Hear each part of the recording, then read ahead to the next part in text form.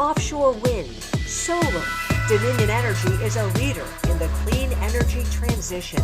We're dedicated to providing reliable, affordable, safe, and clean energy as we support and invest in our communities. Dominion Energy is building a clean energy future. Actions speak louder. Welcome to Actions Speak Louder, highlighting Dominion Energy's clean energy projects and community support. I'm Peggy Fox, Dominion Energy's Media and Community Relations Manager in Northern Virginia. Today, the topic is changemakers, people who have contributed in positive ways to their communities and our history here in Virginia. We call them strong men and women in Virginia history. It's a Dominion Energy Virginia and Library of Virginia program that honors distinguished African American leaders in Virginia. You know, people of African descent have been part of Virginia's and America's story since European colonization of North America.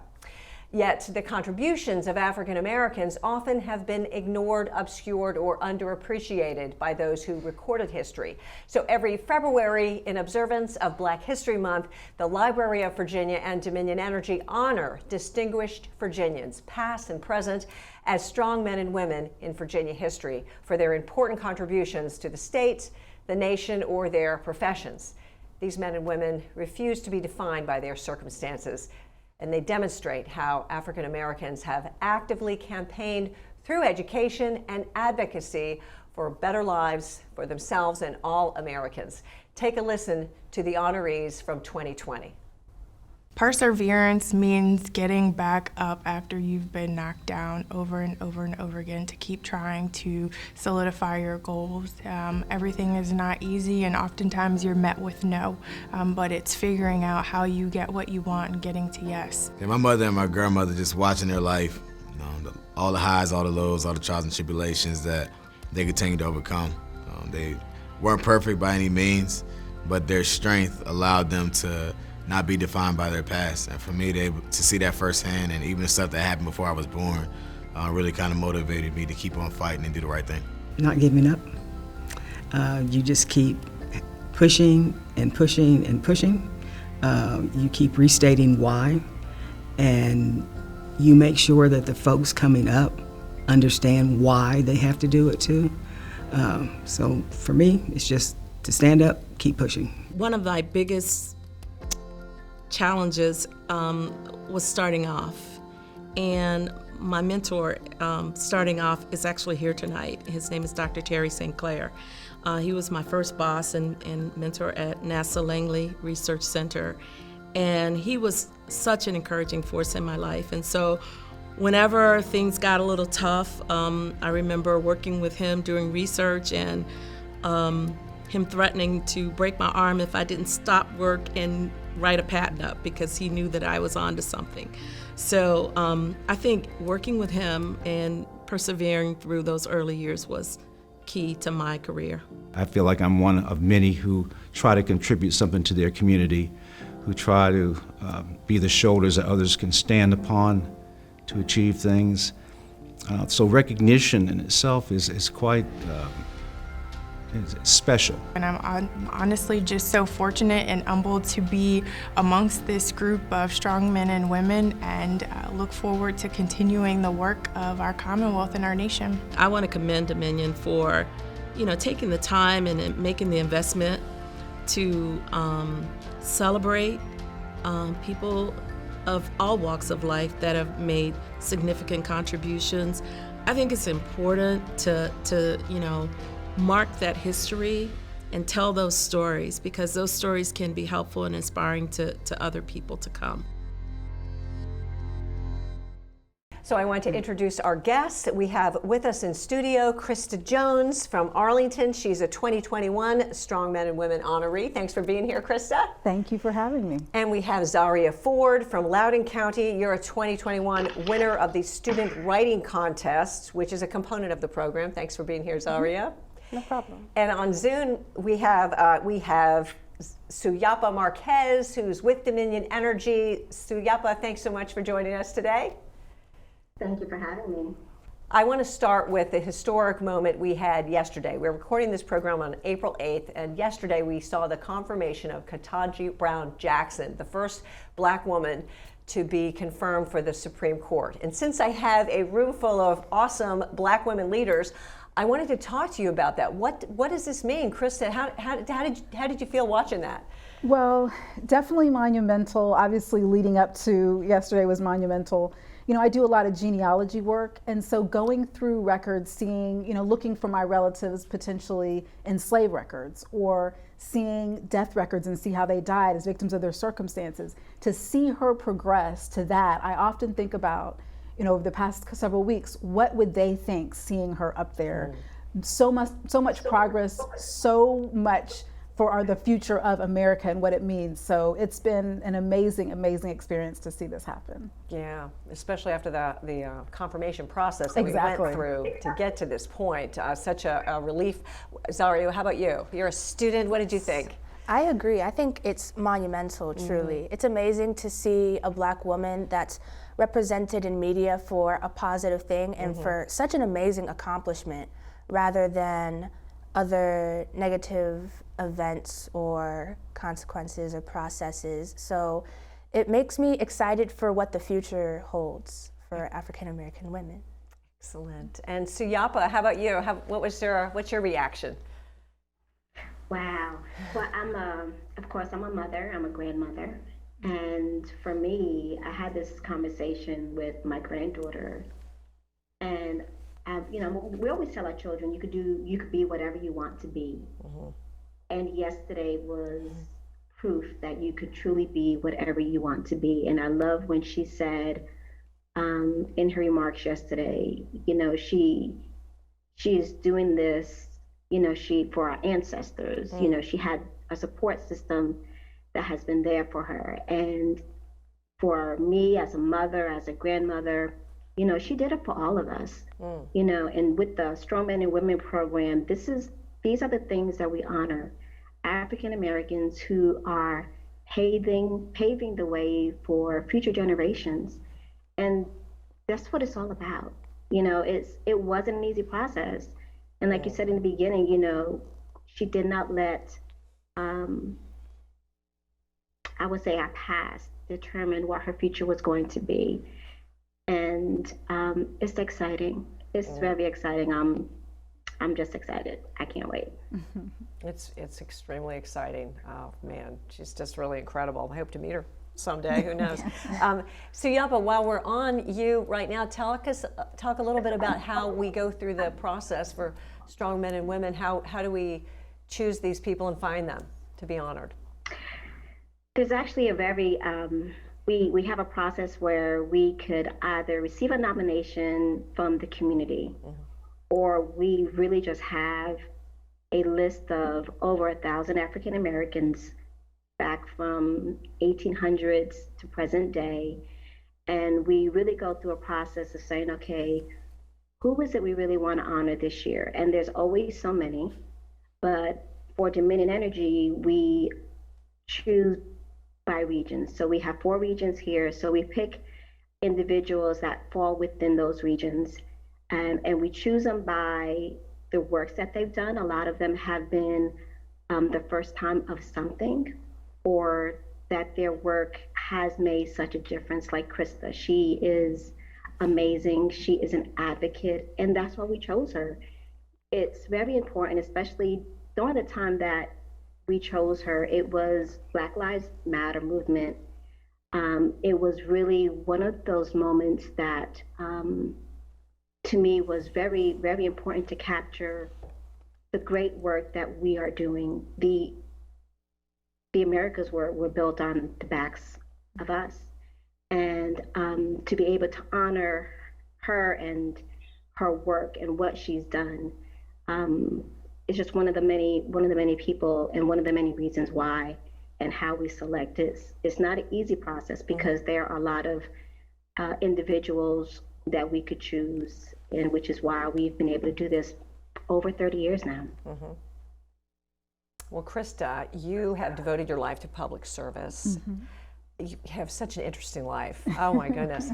But I think, of course, one of the highlights is the organization you started, Virginia Leadership Institute, which is now called Vote, Lead, Impact. Tell us about that. Yes, so I was getting my master's degree at George Washington University and writing my master's thesis on the lack of Black Congresspeople in Virginia. And the professor said, well, instead of making it a purely academic thesis, why not try to solve that problem? So therefore, we launched Virginia Leadership Institute in 2006. I got a board of people together and we started doing programming, holding networking events, offering scholarships. Just a great way to make sure African Americans knew that this is something that they could do. Now, this was pre-Obama. Right. This was pre a lot of the organizations that exist today on running for office. So at the time, it was kind of novel, you know? Yes. So yeah, it was just, and it's just grown to be just a great organization. And you were very successful. Yes, it ended up, we have probably impacted over 400 people. Today, we partner with the National Coalition on Black Civic Participation, and just consistently bringing policy issues to the forefront, getting people to not only run for office, but also seek appointed positions, you know, just really be involved in their community at that next level. I always wanted to do more. A lot of times in our community, we focus on voter registration drives, which are great, but it's time to take it a step further. Yeah. You know, if you look at future Justice Jackson, it's like you think about that's where we can go. Let's start creating that pipeline to get there. Have that vision. Exactly. You know, let's just cast the net wide. Exactly. And you had a number of people that you trained who were elected.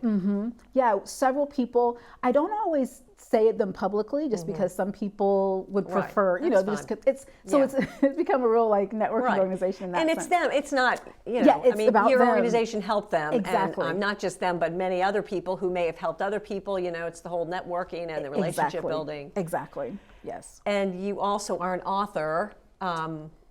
A Seat at the Table, I did download it, and lots of great information. It's a guide to help people be engaged and to serve their communities. Absolutely. You know, it was important for me to do that because at that time in my career, I mean, almost probably 10 years ago, I felt like I was learning all this great information and I just wanted to compile it, to pass it on, to pass down words of wisdom from other community leaders. So, you know, everything from fundraising to advocacy work to, you know, getting people engaged in meetings. I mean, those are all important skills if we're going to take it to the next level.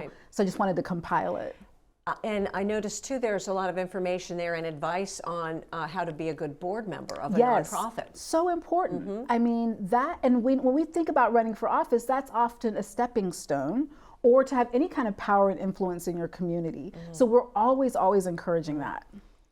And you know, people that talk about, well, let's be part of the community, but you're specifically looking at power and influence because that's how change is made. Absolutely, absolutely, so critical, yes.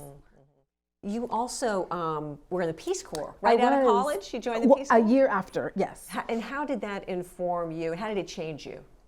That was a very challenging experience, but one of my most rewarding. You know, I joined in 2000. I went to Paraguay, South America, and they had brought the Peace Corps in a few years earlier because they were transitioning from a dictatorship to a democracy.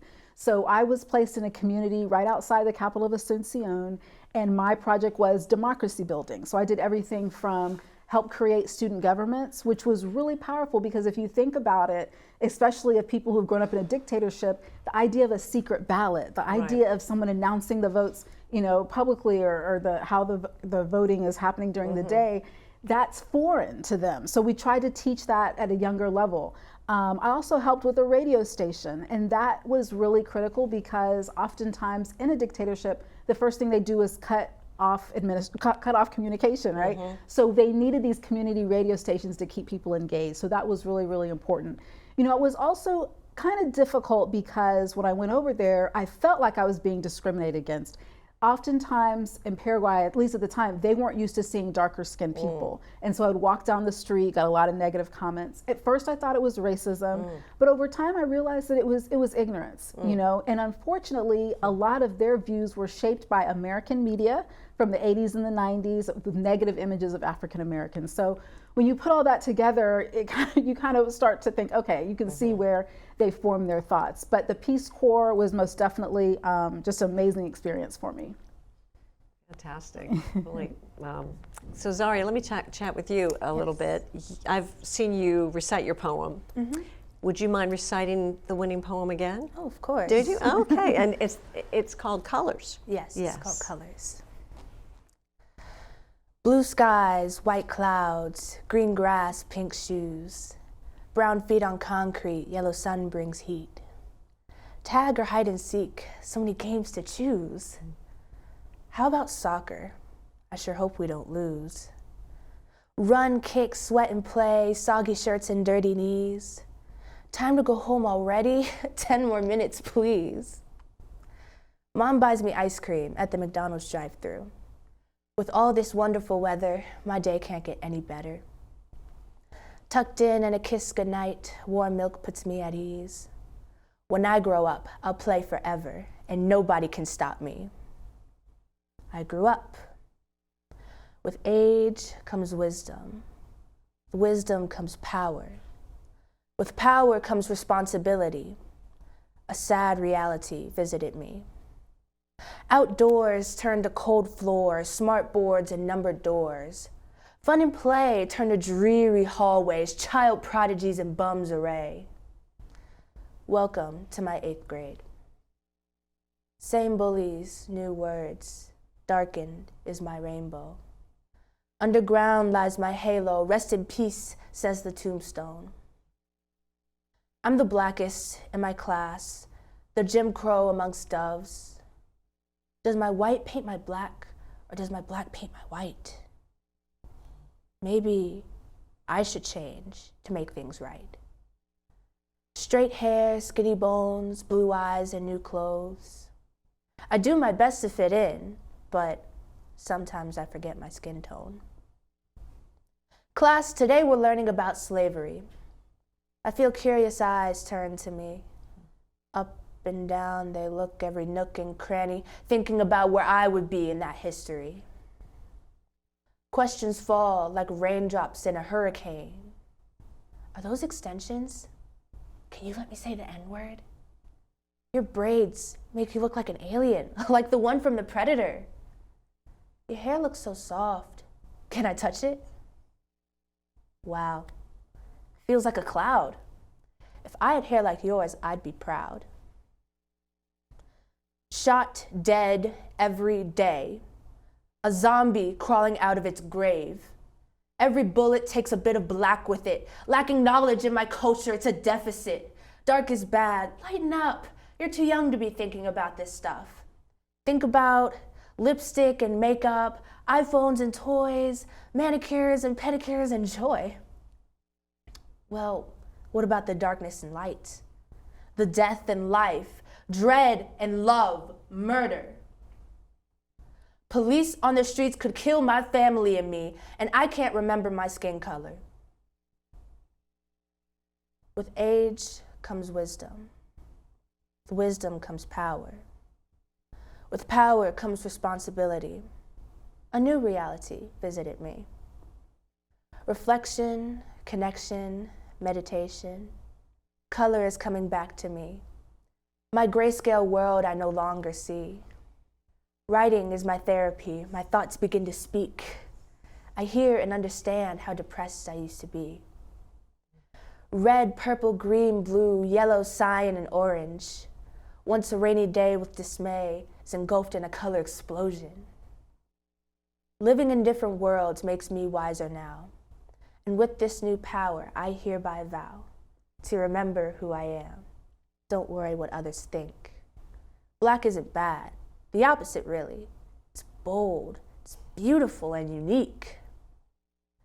Blue skies, white clouds, color is back in stock. Brown feet taking steps to meet a dream down the sidewalk. Thank you. Oh my gosh. Thank you. So powerful. And I've heard it before. I'm like, whew. Just an amazing poem. Thank you. And congratulations on all the accolades, well deserved. Tell me a little bit about how that came about. How did that poem come about for you? The poem was inspired by my experience throughout middle school. Since a lot of my classmates were growing into themselves, becoming their own individual, we start to compare ourselves to our surroundings and to other people. And since I was one of the few black kids in my class, I was often alienated for that because I looked different from everybody. I had a different culture. I went about things differently than everybody else. And so writing colors really helped me go through that experience and process it and learn how to make it part of my identity and how I can grow as a person. I bet you that poem has helped other people too. Yes, I hope so. 8th grade's tough. Middle school. What did you think of that, Krista? It's Just amazing. amazing. And you know what? I'd hate to be naive, but you like to think that with this generation, they're not facing some of the same Right. issues. But so it's sad to hear that this experience is so much like so many of mine and my Right. classmates. So yeah. And are you still writing? Yes, I am. Love to write. I write as a way to continue to go through previous experiences and memories. I tend to write spontaneously, however. Whenever I get a certain emotion or a certain thought at a certain time, I have to find a writing utensil and I have to find a piece of paper and just jot it down. And as I create all these separate drafts of different moments of inspiration, it eventually gets pieced together into a fully completed work of poetry. Wonderful. And I noticed you said grab something. You like to write or type, right? Yes, I'll use anything that'll help me get words onto paper or a computer screen, I guess. Tell me about your education. What grade are you in now? I'm in the 11th grade. Okay, so you're looking at colleges. Yes. Okay. In the future, I look forward to pursuing a career in biology. And after college, I'd like to work for the FBI as a forensic investigator, a biologist, or possibly a physician. Well, good luck to you. Yes, I'm thank sure you. you're going to do fantastic, and I Absolutely. look forward to following your career. Yes. Can I Thank come you. to your graduation? Of course, absolutely. So Yapa, have you ever seen Zaria perform that poem? She performed it for our program because Yes. the year that she did it, we were actually virtual, and I'm so glad I got to see it, even though I'm not in person. Yeah. And when we select, so that was the first year that we did. We didn't just do essays. We opened it up to more creative sense of things. So they were able to do poetry, spoken word, video. And when we read her essay, we read her poem actually. She had sent it to us on a link. And I just remember saying, because at the time when we had selected all of our winners, it was still going to be in person. And I could always imagine how the crowd will react when when I read the words on the paper. And I was so looking forward to hearing her, because it was such a powerful piece of writing. And very sad I didn't get to do that.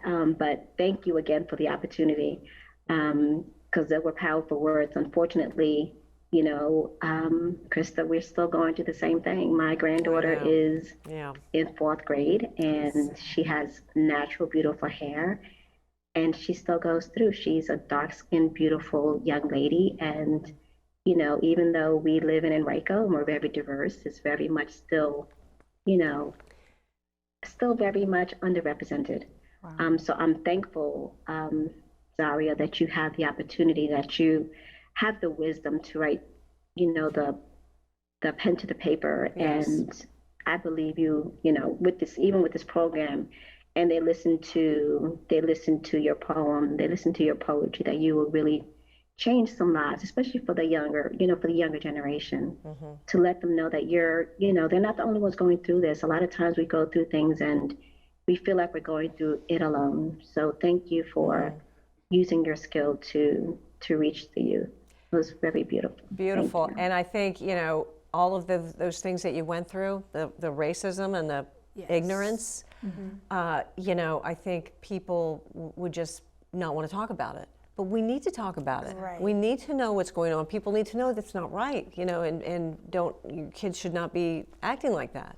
Right. We should accept everybody and understand, and get to know people. Exactly. So thank you so much for, I'm hoping with Justice Jackson, things will start to change, but we still need to talk about it, right? Right. Talk about and celebrate our differences, and that's also what Strong Men and Women is about. Celebrating our leaders and our differences and all the contributions that have been made by so many people who haven't received the accolades. Absolutely. So we're at the end. I wish we could continue on. We could have a whole hour here to talk more. But thank you all so much, and congratulations on the honors, and keep going. This is just a little blip, in your fantastic careers and everything you're doing for your communities, Virginia and America. God bless you, and thanks for coming on. Thanks to Yapa. Thanks, Krista. Thanks, Zaria. Yeah, thank you. Appreciate it very much. And thank you to our audience for watching Actions Speak Louder. We hope you join us next time to learn more about how Dominion Energy is building a clean energy future while supporting our customers and communities. You can find links to all of our Actions Speak Louder programs on YouTube by searching Peggy Fox Actions Speak Louder playlist. Take care and be safe.